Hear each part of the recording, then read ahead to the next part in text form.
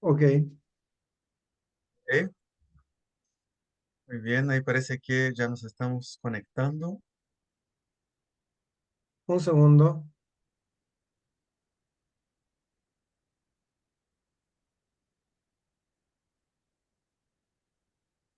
Muy bien, ya Estamos en estamos vivo. conectados, ¿no es cierto, Gabriel?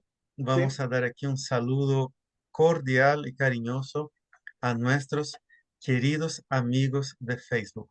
Dios los bendiga mucho. Es un placer estar de nuevo con ustedes para estudiar nuestra sexta lección del estudio La Biblia habla Apocalipsis. ¿Y qué vamos a estudiar hoy? vamos con las siete trompetas, lección número Las 6. 7 trompetas. No Nuevamente voy el a, número 7, querido Javes. no, ¿cómo que número 7?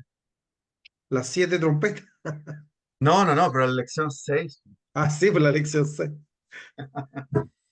Bueno, no voy a dejar de decirles que las 7 trompetas son la parte más complicada de Apocalipsis. Complicada no tanto en el sentido de la interpretación de los símbolos, ¿ya? Porque la simbología en general se puede encontrar con cierta facilidad dentro del mismo texto bíblico, sino en el significado de los eventos que se mencionan en las 7 trompetas.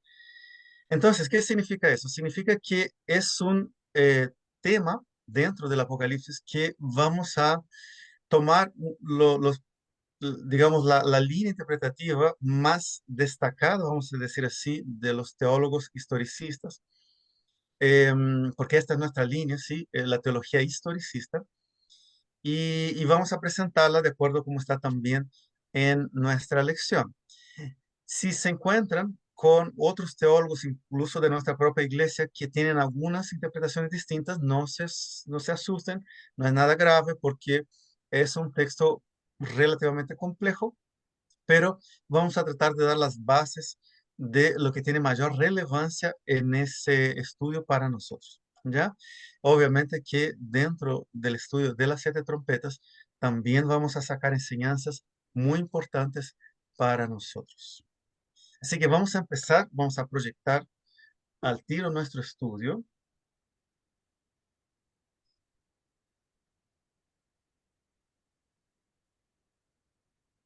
Vamos a proyectar al tiro nuestro estudio. Mm, mm, mm. Ahí me comentas, Gabriel, si ya se ve. Sí, estamos viendo la portada. Vamos a la pregunta ahora. Vamos entonces a empezar con nuestra primera pregunta. Antes de leer la primera pregunta, Ujú. yo quiero hacer una pequeña salvedad para que quede claro este asunto. Eh, Ustedes se van a dar cuenta que en la interpretación de las 7 trompetas, nosotros vamos a volver nuevamente atrás en el tiempo, ¿ya? Eh, y ahí ustedes pueden pensar, pucha, de nuevo volviendo en el tiempo la tercera vez. Y pueden decir quizá que uno no está interpretando correctamente por el hecho de ser la tercera vez que se vuelve atrás en el tiempo. Sin embargo, fíjense que esto no es incomún dentro de la profecía apocalíptica. ¿Por qué? Porque si tú estudias el libro de Daniel, allí tú vas a encontrar visiones a lo largo de la historia de Daniel y de la historia que él relata en el libro, visiones donde los tiempos retroceden 4 veces. La primera vez en un sueño que tiene el rey Nabucodonosor, donde cuenta la historia de una secuencia de 4 reinos. Después, en el capítulo 7, Daniel tiene una visión con 4 reinos también, volviendo en el tiempo desde Babilonia hasta Roma. Y en el capítulo 8, Daniel vuelve en el tiempo nuevamente, pero no partiendo de Babilonia, sino del imperio medo-persa hasta llegar a Roma. Y en el capítulo 11 se vuelve en el tiempo también con una historia bien detallada de la secuencia de reyes peleando allí en el Oriente Medio. Entonces, si ustedes se fijan, dentro de la literatura apocalíptica, no es poco común, de hecho es normal que se vuelva en el tiempo varias veces para presentar la historia desde el punto de vista profético de distintas formas, con diferentes enfoques. Y aquí en el caso de las siete trompetas también va a ser así, y durante el estudio yo les voy a explicar cuál es el trasfondo de ese retorno en el tiempo. Si bien históricamente la secuencia va a ser similar, pero tiene un trasfondo distinto. Y lo vamos a ver justamente a lo largo del estudio. Así que vamos a empezar con la primera pregunta, Gabriel, Sí, por supuesto. por favor. Dice, ¿qué escena ve Juan que mostraba gran movimiento en el santuario? Apocalipsis 8, capítulo 8, versículo 2 al 6, Javes. Vamos a leer. Bien, vamos a empezar del uno para hacer una pequeña conexión. ¿Ya? Ok, Empecemos nomás del uno ok. hasta el 6. Leemos entonces. Dice, cuando abrió el séptimo sello, se hizo silencio en el cielo como por media hora, y vi a los siete ángeles que estaban en pie ante Dios, y se les dieron siete trompetas. Otro ángel vino entonces y se paró entre, ante el altar con un incensario de oro, y se le dio mucho incienso para añadirlo a las oraciones de todos los santos sobre el altar de oro que estaba delante del trono.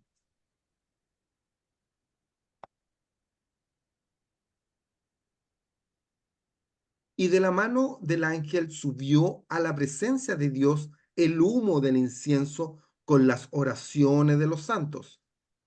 Y el ángel tomó el incensario y lo llenó de fuego del altar y lo arrojó a la tierra. Y hubo truenos y voces y relámpagos, y los siete ángeles que tenían las siete trompetas se dispusieron a tocarlas. Muy bien. Eh, Vamos a hacer algunos comentarios y ahí vamos a responder. En primer lugar, en el versículo uno del capítulo 8, tenemos un versículo que ya lo habíamos estudiado en los sellos, donde se menciona el séptimo sello y dice, se hizo silencio en el cielo como por media hora. El séptimo sello corresponde ya al fin del tiempo, a la venida inminente de Cristo. Sin embargo, es importante entender que el séptimo sello tiene, o sea, pero entre el sexto y el séptimo sello hay un pequeño paréntesis, hay una pequeña exposición de varios eventos, porque recuerden que al final del tiempo del fin, nosotros estamos ubicados entre el sexto sello y el séptimo sello. Entonces, en alguna medida,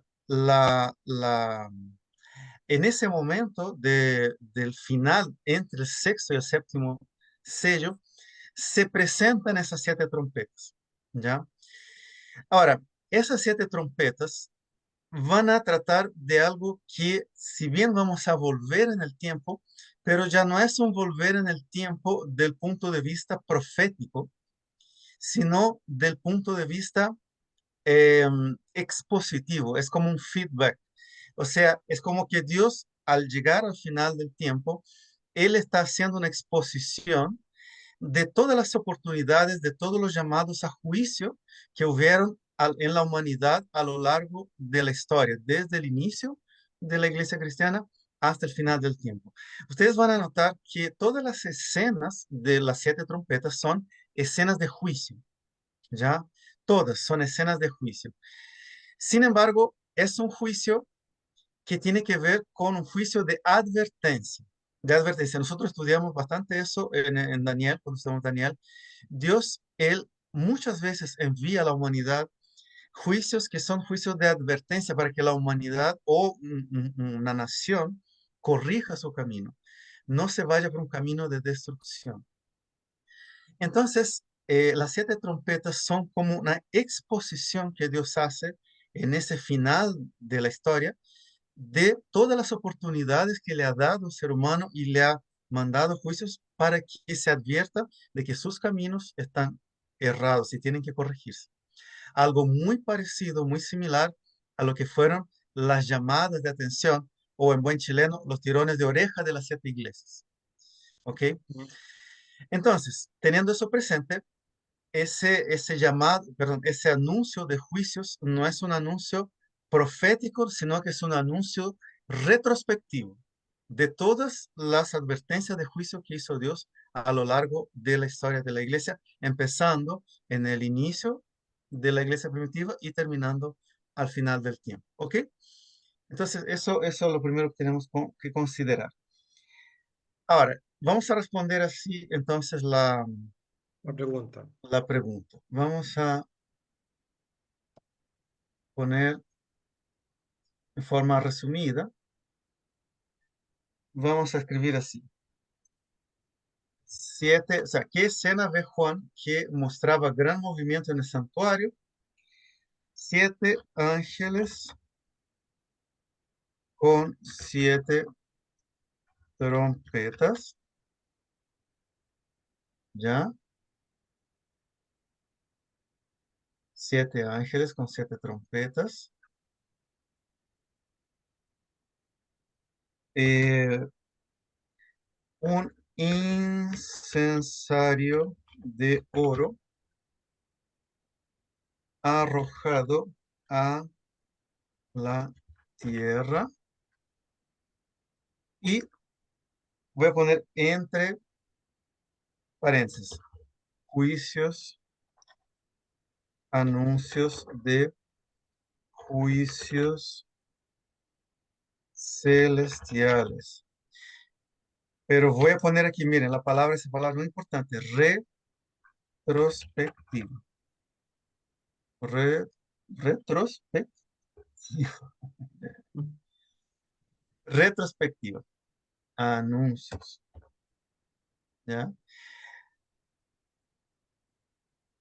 Entonces, las 7 trompetas son un retorno histórico, pero una retrospectiva, uh, uh, para entender bien, usted se ha fijado que los canales de televisión tienen la costumbre, no sé si aquí en Chile hace tiempo que no veo televisión aquí en Chile abierta, pero en Brasil sí, no sé si aquí se hace, que cuando termina el año, se hace una retrospectiva de todos los sucesos del año Sí, por supuesto, lo más hacen. importantes. Bueno, eso es más o menos la esencia de las 7 trompetas, ¿ok? Otro punto importante que debemos tomar en consideración aquí en el inicio del toque de las trompetas es la circunstancia y el contexto que estamos viviendo. Recuerden que está más o menos dentro del contexto del sellamiento. Entonces, vamos a analizar aquí el versículo 3, porque también es un texto muy importante. Noten que dice así: otro ángel vino entonces y se paró ante el altar con un incensario de oro, y se le dio mucho incienso para añadirlo a las oraciones de todos los santos sobre el altar de oro que estaba delante del Trono. trono. Eh, ¿A dónde estamos localizados? Esa comprensión es muy importante para entender el tiempo y las circunstancias. Permítame compartirles nuevamente una imagen que hemos usado harto y la vamos a seguir usando del santuario. Ujú. Obviamente que esa imagen es del santuario terrenal, pero ese fue el modelo que Dios nos dio para comprender cómo sería y los elementos que involucran el santuario celestial. Entonces, Juan vio un ángel con un incensario lleno de las oraciones de los santos parados enfrente al altar que está delante del trono. El lugar santísimo se considera el trono de Dios, ¿ya? Ok. Es donde se manifiesta la presencia de Dios y en sí el trono de Dios mismo. Y delante de la cortina del santuario había un pequeño altar de más o menos 60 por 60 centímetros, y ese altar era donde se ponía el incienso, un incienso especial que tenía que estar prendido permanentemente, perfumando todo el ambiente. Eh, no voy a entrar a estudiar ese tema, sino les voy a explicar solamente, porque si no saldríamos mucho del estudio, pero La simbología de este altar del incienso representa que nuestras oraciones suben al cielo, al trono de Dios, con el incienso que es un símbolo de Cristo, de la intercesión de Cristo. ¿Ya? El incienso que, si ustedes estudian ese incienso en Levítico, era una formulación de incienso que no se podía hacer en modo privado. Si alguien preparaba ese incienso para sí en su casa, con esa mezcla, tenía que ser apedreado, poco menos. Era gravísimo, no podía hacerlo. Esa mezcla de incienso solamente se podía usar para el incensario del altar del incienso. Entonces era un símbolo de Cristo que es único, ¿no es cierto? Su intercesión por nosotros es única. Eso también nos marca la idea de que solo Cristo tiene la autoridad para mediar, interceder por nuestras oraciones delante de Dios. Eso es Claro. importante también. Entonces, ustedes ven que el mismo Apocalipsis da la interpretación de la simbología del incienso. Vamos a proyectar de nuevo aquí que dice que ese incienso se mezcla, se une a las oraciones de todos los santos y se presenta delante del altar. Ahora, ¿qué es lo que sucede con ese incensario? Miren, fíjense bien. En el versículo 4 deja claro que el incienso con las oraciones de los santos sube a Dios, pero en el versículo 5 noten que el ángel toma el incensario, lo llena de fuego del altar y lo arroja a la tierra y hay truenos, voces, relámpagos y un terremoto. Un ¿Qué terremoto. significa esto? Recuerdan que en los estudios previos vimos que los santos y los mártires que habían muerto por causa de la palabra de Dios, su sangre, su alma en forma simbólica clamaba a Dios por justicia. Entonces, ese clamor debajo del altar y las oraciones de todos los que han clamado a Dios por justicia, finalmente llegan al final del tiempo y Dios termina la intercesión y lanza el incensario como una terminación de toda la intercesión celestial y como la manifestación de los juicios de Dios en la tierra. ¿Ya? Entonces, esa escena es una escena de finalización de la intercesión. Ahora, eh, si bien la escena del capítulo 8 es una escena del tiempo del fin, de finalización de la intercesión de Cristo en el santuario y también del juicio de Dios sobre las naciones, ahora, en ese momento, entonces, lo que viene en las trompetas es como una retrospectiva de todas las oportunidades y juicios que Dios ha ido derramando, juicios de advertencia sobre la humanidad y sobre los supuestos declarados hijos de Dios también en diferentes momentos de la historia, en que el hombre debía haber entendido, bueno, este camino que estoy siguiendo es malo. Entonces Dios hace una retrospectiva de todas las oportunidades que les dio. Así es como empieza entonces la primera trompeta. Bueno, vamos a responder la pregunta número 2 y después vamos a empezar a ver las trompetas. Vamos allá a la pregunta número 2, Daniel. Ok, Gabriel. vamos a la pregunta número 2. Dice, Espera un va, poquito, sí, déjame proyectar aquí de vuelta para el PPT. Ahí está.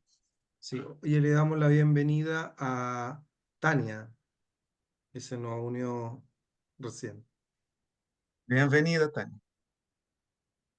Ya dice, ¿qué representa en la Biblia el sonar de una trompeta? Números, capítulo 10, versículo del 1 al 10. Al tiro entonces, Números, capítulo 10, 10, versículo del 1 al 10. versículos 1 al 10. Sí, Muy bien. dice, Jehová habló a Moisés diciendo, hazte 2 trompetas de plata, de obra de martillo las harás, las cuales te servirán para convocar la congregación y para hacer mover los campamentos. Y cuando las tocaren, toda la congregación se reunirá ante ti a la puerta del tabernáculo de reunión.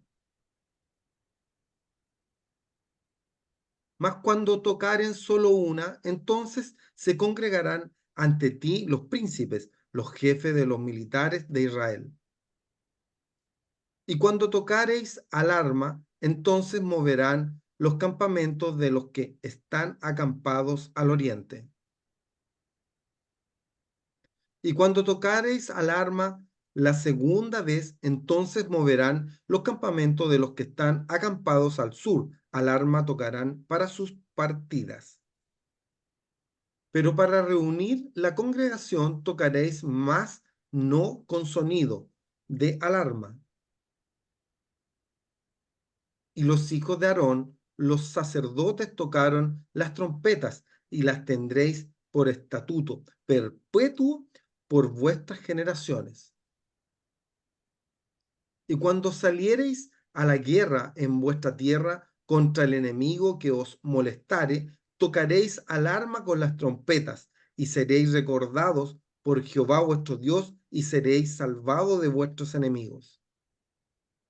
Y en el día de vuestra alegría y en vuestras solemnidades y en los principios de vuestros meses tocaréis las trompetas sobre vuestros holocaustos y sobre los sacrificios de paz y os serán por memoria delante de vuestro Dios, yo Jehová vuestro Dios.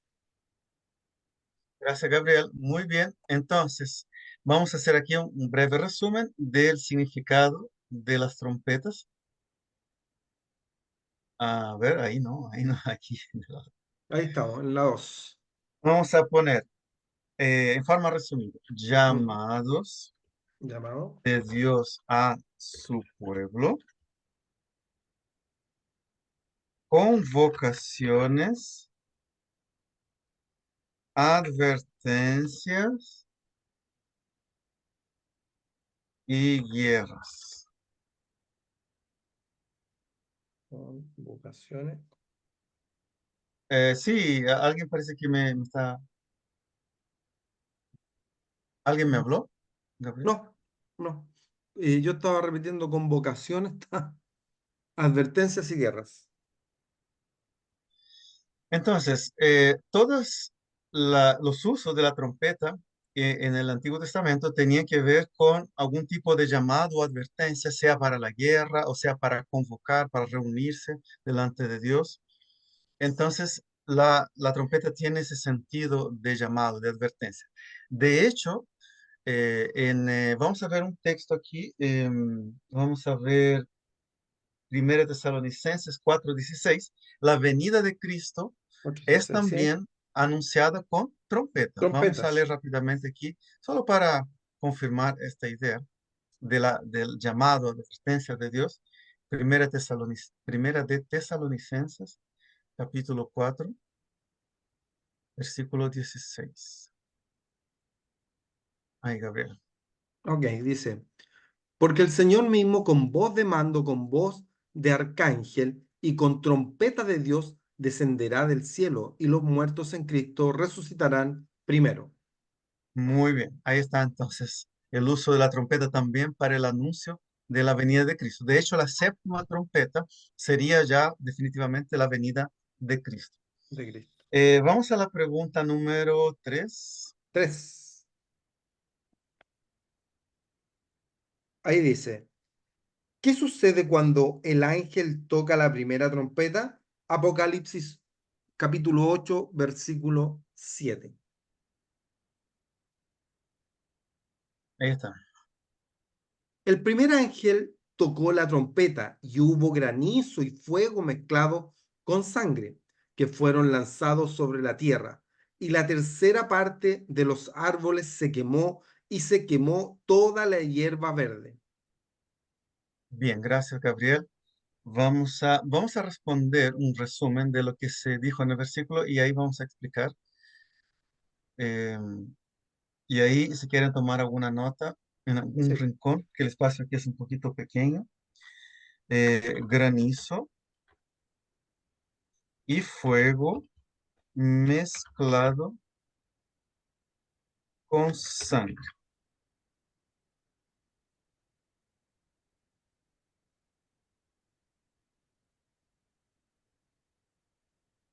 ¿Ok?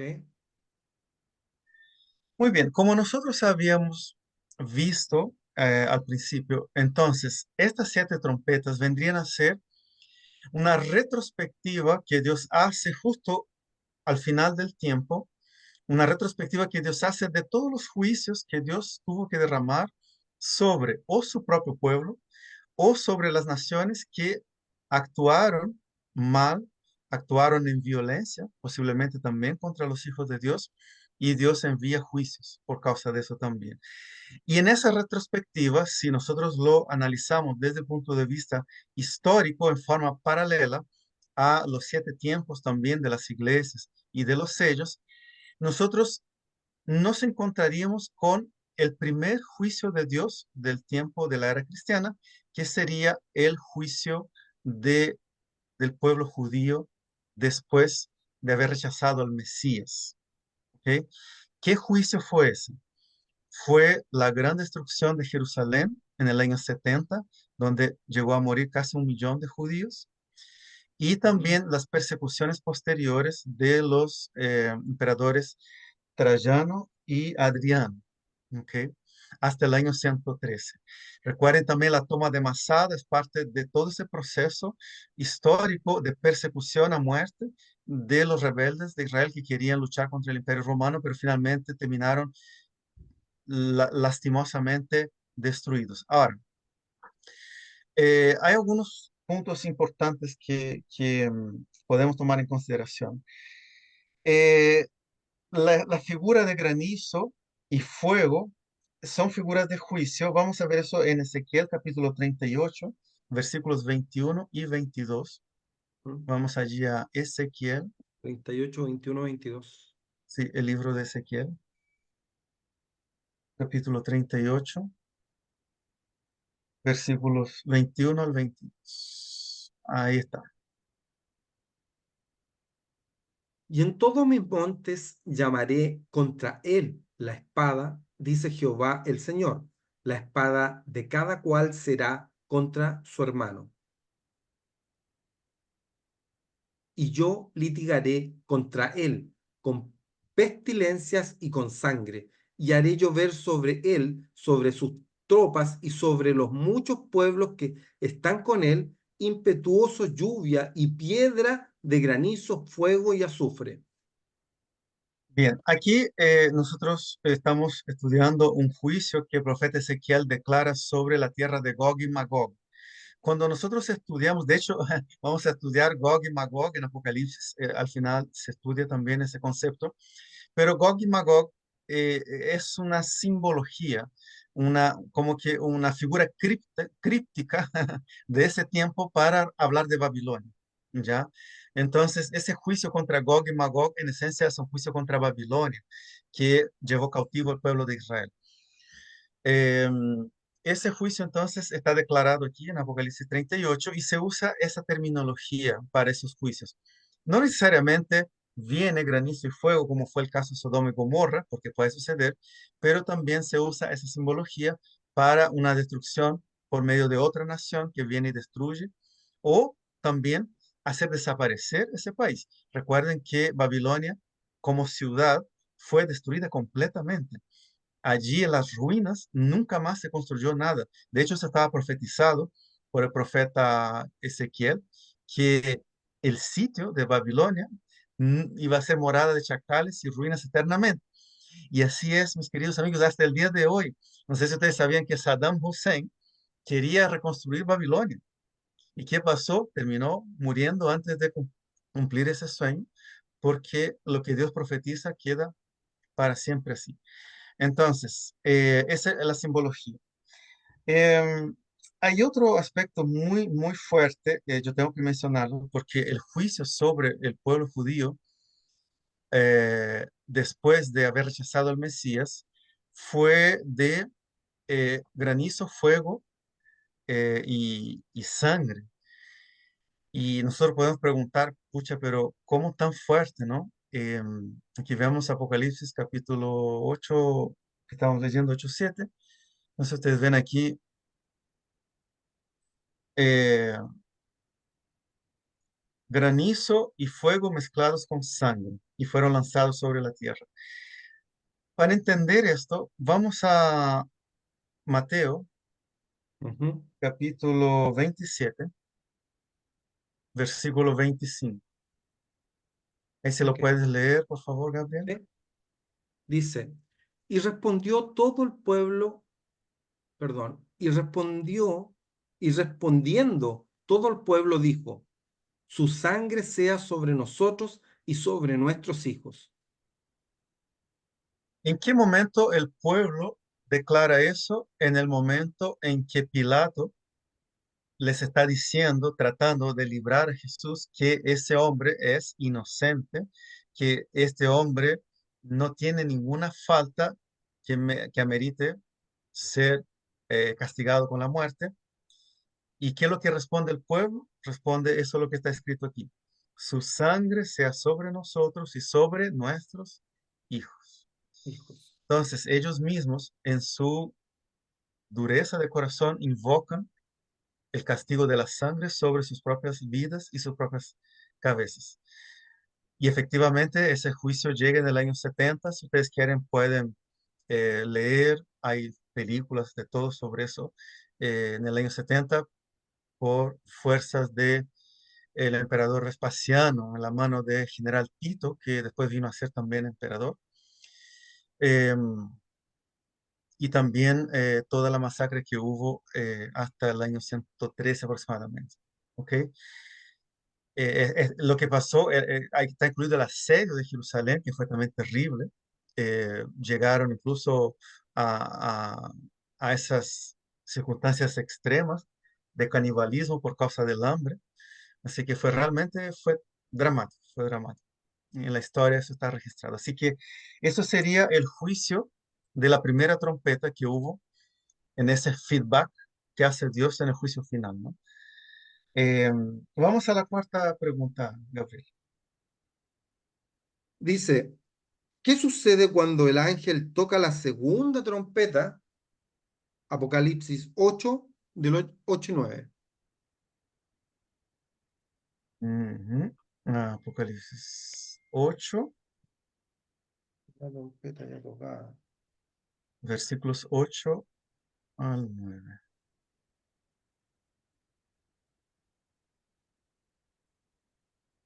Ahí,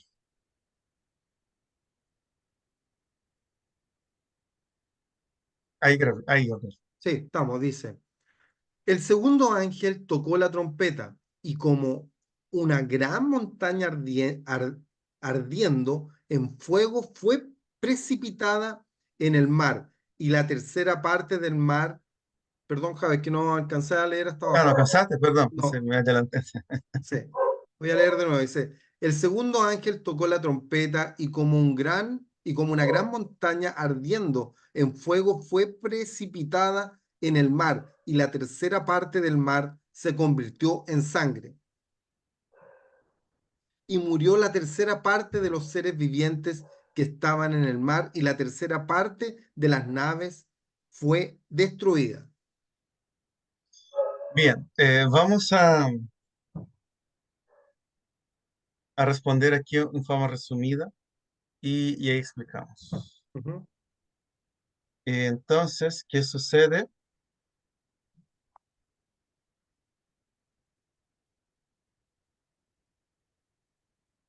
La tercera parte.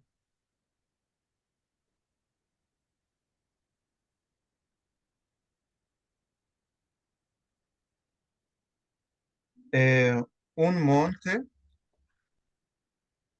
ardiendo en fuego se precipita al mar y entre paréntesis vamos a poner aquí juicio, ya lo voy a explicar ya, ¿ya? ¿Ya? Sobre el imperio romano.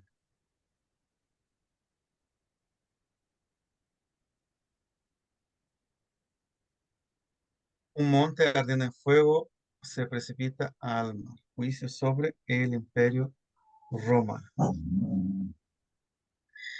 Em,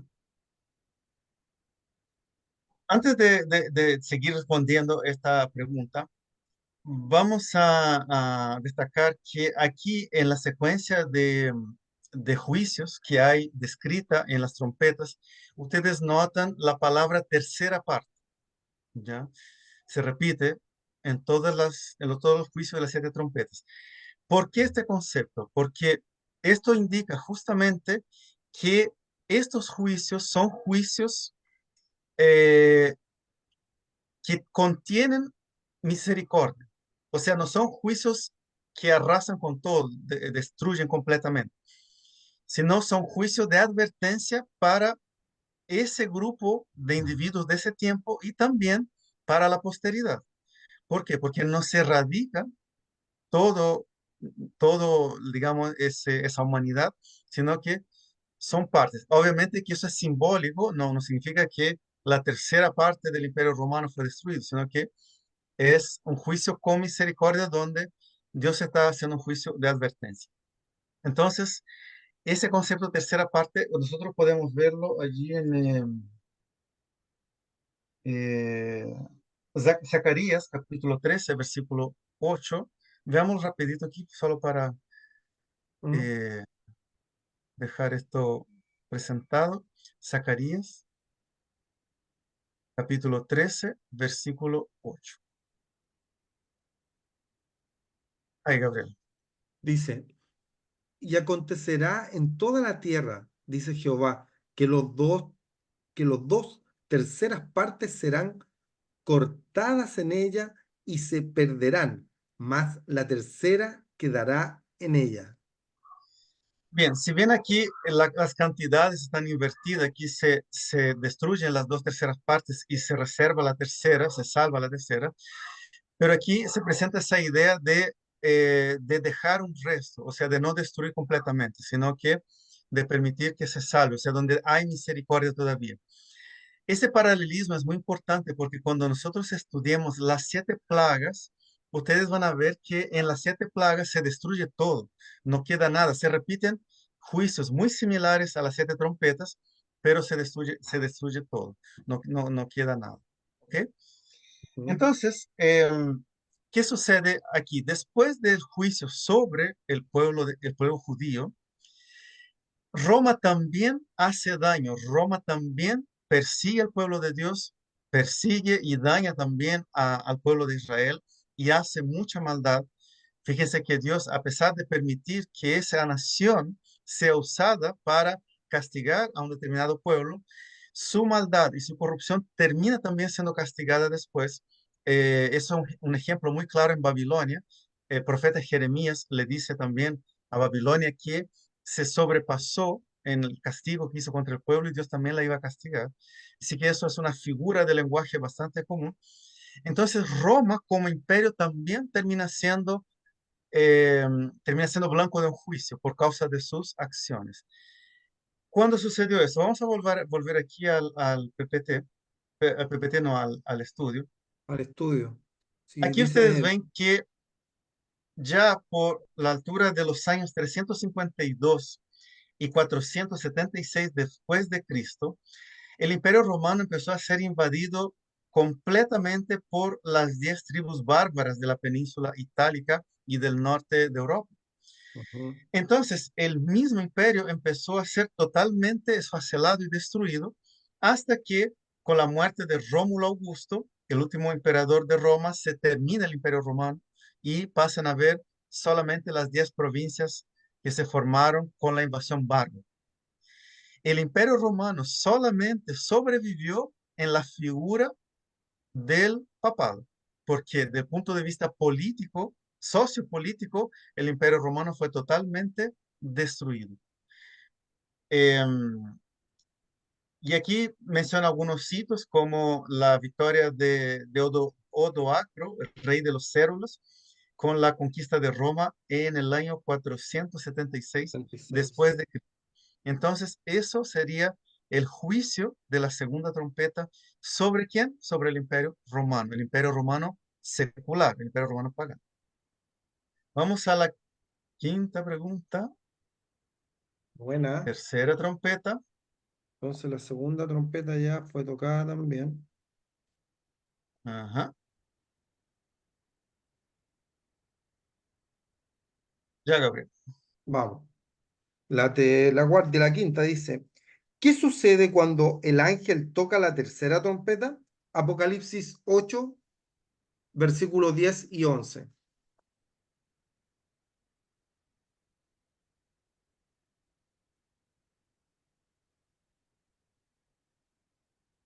Ahí está, Gabriel. Sí, dice, el tercer ángel tocó la trompeta y cayó del cielo una gran estrella ardiendo como una antorcha y cayó sobre la tercera parte de los ríos y sobre la fuente de las aguas.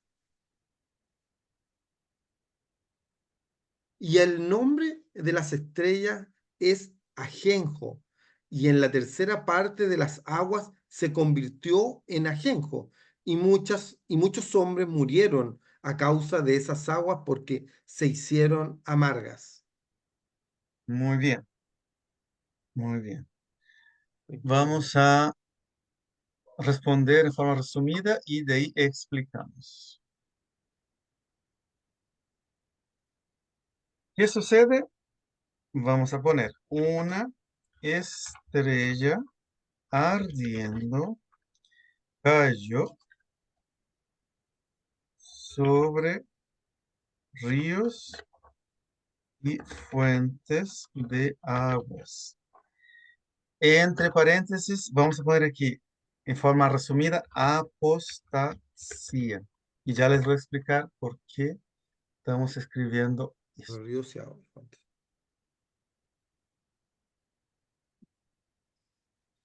Em, Después de la caída del Imperio Romano, nosotros ya tenemos una consolidación de la iglesia cristiana. Pero nosotros vimos en los estudios anteriores que esa iglesia cristiana empezó a corromperse debido a su mezcla con el mundo, con el secularismo y con el poder del imperio. Esto fue permitiendo que empezara a contaminarse con poder, con ambición y con doctrinas paganas. Todo esto empezó a infiltrar el mundo cristiano entre los años 300 o antes, podemos poner 250, mediados del siglo III, hasta consolidarse en un poder romano, papal, firme, ya con un poder secular preponderante en el año 538, con con la declaración de Justiniano de declarar el papa de ese tiempo, parece que era, se me fue ese Inocencio, no me acuerdo, como el cabeza de todas las iglesias. Entonces, la contaminación del mundo cristiano llegó incluso a contaminar la misma palabra de Dios, haciendo que los hombres empezasen a seguir no la palabra pura, la enseñanza pura de los apóstoles, sino a seguir varios ritos y prácticas ajenas al texto bíblico. Esta idea de contaminación es lo que está descrito acá. Ahora, ¿por qué esa simbología? Miren, si ustedes se fijan, vamos aquí a Judas, al libro, a la carta de Judas, capítulo 1, ¿Mm? a la carta de Judas, en el capítulo 1. De hecho, Judas no tiene capítulo, es solo Judas 12 al 13. Aquí voy a proyectar, Gabriel. Ya, ok.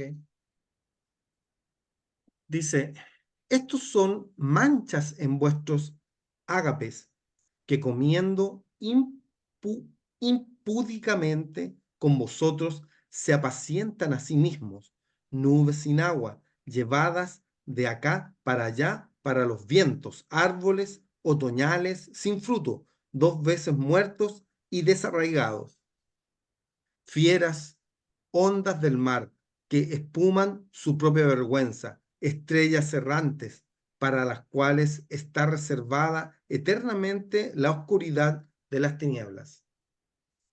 Bien, gracias, Gabriel. Esta carta de Judas es una carta muy fuerte, donde Judas hace una fuerte reprensión a líderes religiosos que están desviando la iglesia cristiana a un camino de licenciosidad y de corrupción. Entonces, Judas confronta a esos líderes y los llama estrellas errantes. Ese concepto es justamente lo que simbólicamente se está aplicando aquí en Apocalipsis cuando habla de una estrella de fuego cae del cielo y contamina las aguas. Cuando nosotros estudiamos eh,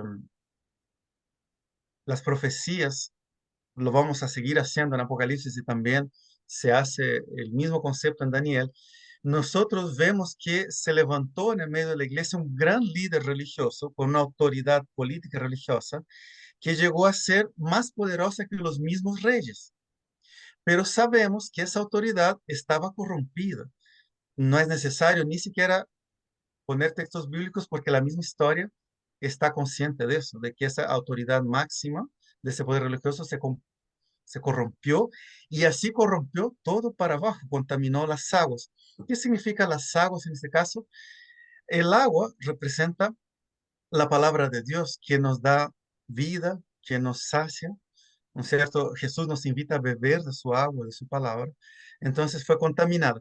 Recuerden que nosotros vimos también en el mensaje de los 7 sellos que el pan y la cebada iban a escasear, ¿no es cierto? Iban a ser restringidos.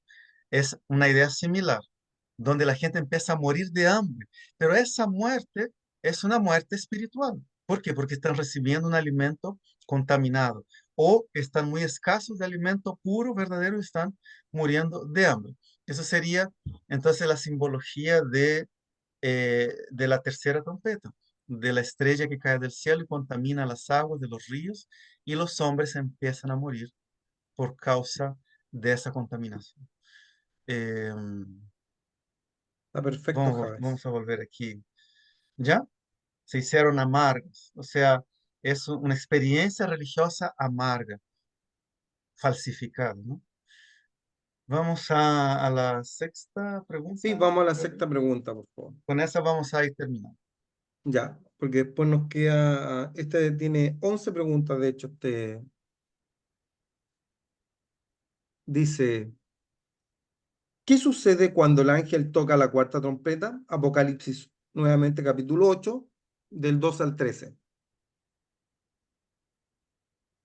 Ya. El cuarto ángel tocó la trompeta y fue herida la tercera parte del sol y la tercera parte de la luna y la tercera parte de las estrellas para que se oscureciese la tercera parte de ellos y no hubiese luz en la tercera parte del día y asimismo de la noche. Y miré y oí un ángel volar por el medio del cielo, diciendo a gran voz, ay, ay, ay, de los que moran en la tierra, a causa de los otros toques, perdón, a causa de los otros toques de trompeta que están para sonar los tres ángeles. Muy bien. Entonces estamos en la cuarta trompeta, el cuarto ángel, y faltan los otros tres ángeles y las otras tres trompetas. Vamos a responder y ahí vamos a explicar. ¿Qué sucede cuando el ángel toca la cuarta trompeta? Cuarta, El sol, la luna y las estrellas fueron heridos.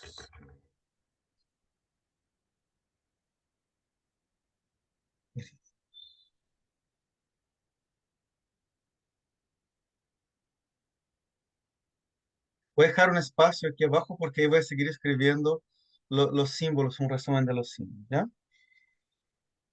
Para entender el daño, la herida al sol, la luna y las estrellas, dentro de ese contexto, de esas condiciones de juicio históricas sobre la humanidad y sobre el pueblo, entonces vamos a En primer lugar, ver un versículo que es Malaquías, capítulo 4 versículo 2. Malaquías. Profeta Malaquías, que es el último libro del Antiguo Testamento, capítulo 4 versículo 2. Ujú. Dice, mas a vosotros los que teméis mi nombre, nacerá el sol de justicia, y en sus alas traerá salvación, y saldréis y saltaréis como becerros de la manada. Bien, el sol de justicia es un símbolo de Cristo, ya Exacto. de su intercesión, de su justicia que nos es otorgada por medio de él. Cuando la Biblia en Apocalipsis dice que se dañó la tercera parte del sol, significa que la obra de Cristo de transferir su justicia para nosotros, su salvación está siendo dañada también, está siendo corrompida. O sea, el mensaje cristocéntrico de la iglesia ha perdido su pureza. Entonces, en la Edad Media, la intercesión de Cristo ya estaba totalmente reemplazada por la intercesión de santos, de las indulgencias, el perdón de pecados, en la venta de indulgencias, en la intercesión del sacerdote. Entonces, Cristo mismo estaba en su mensaje siendo dañado hacia el pueblo quien estaba a escuchar la verdad. ¿Ok? Ese sería el primer símbolo del daño al sol, de Cristo como nuestro sol de justicia. El daño a la luna, vamos a Salmo 119, 105. Salmo 119, 105.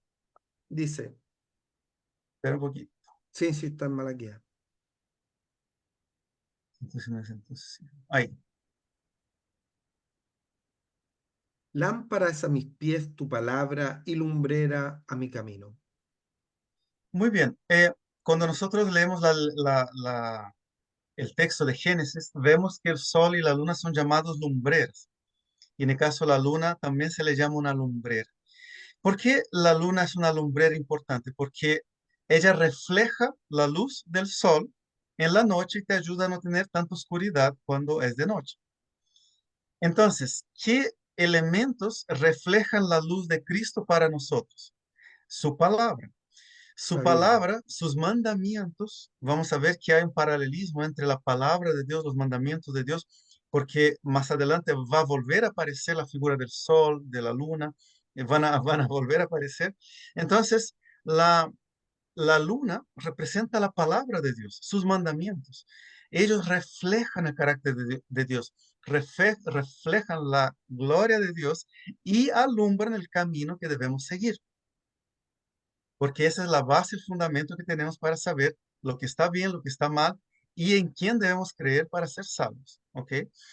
¿Y qué pasó también durante el periodo de la Edad Media? Se dañó la palabra de Dios porque se le limitaba su acceso de lectura solamente a lectura en latín por eruditos. Eso era un daño también al beneficio que traía la palabra de Dios. Por eso mismo, los reformadores, una de sus grandes banderas de lucha era traducir la Biblia para sus respectivos idiomas. Y finalmente, ¿quién también fue herido?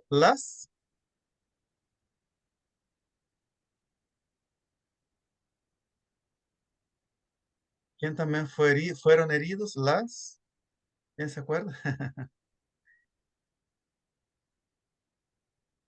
¿Quién también fue herido?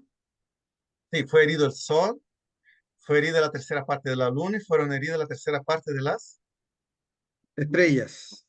estrellas. Muy bien. ¿Qué símbolo estarían representando aquí las estrellas? Vamos a Génesis capítulo 37, versículo 9.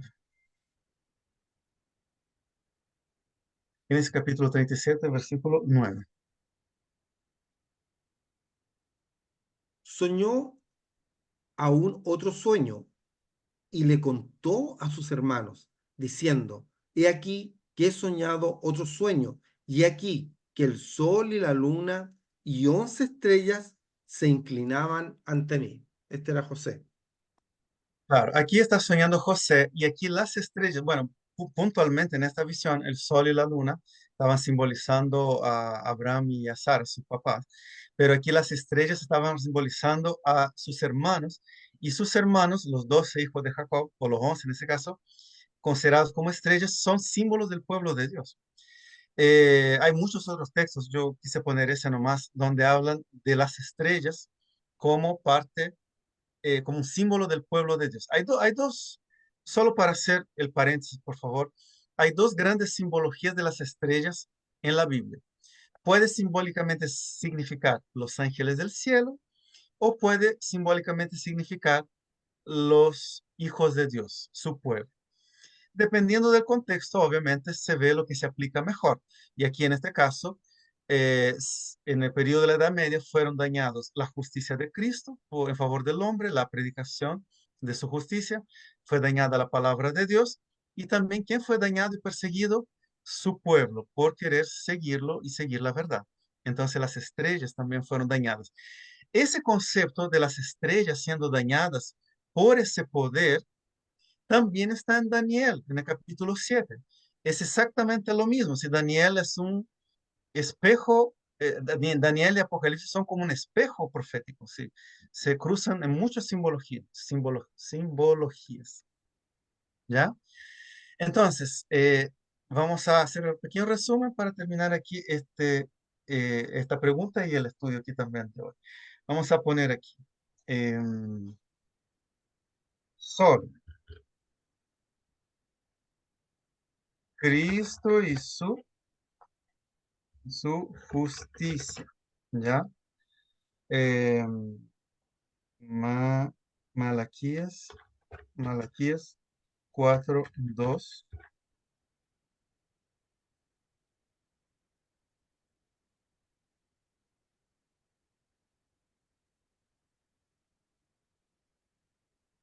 Luna,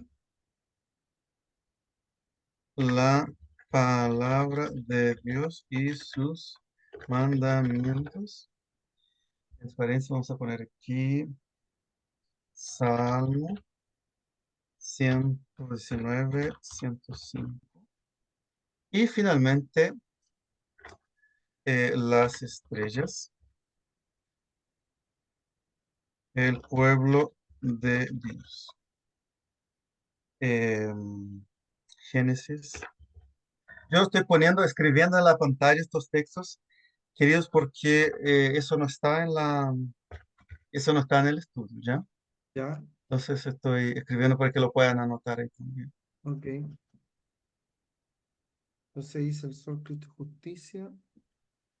Dice luna. Ah, perfecto.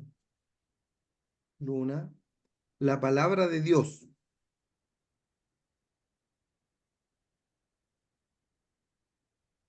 Entonces, esto representa. Y sus mandamientos. Y las estrellas, perdón.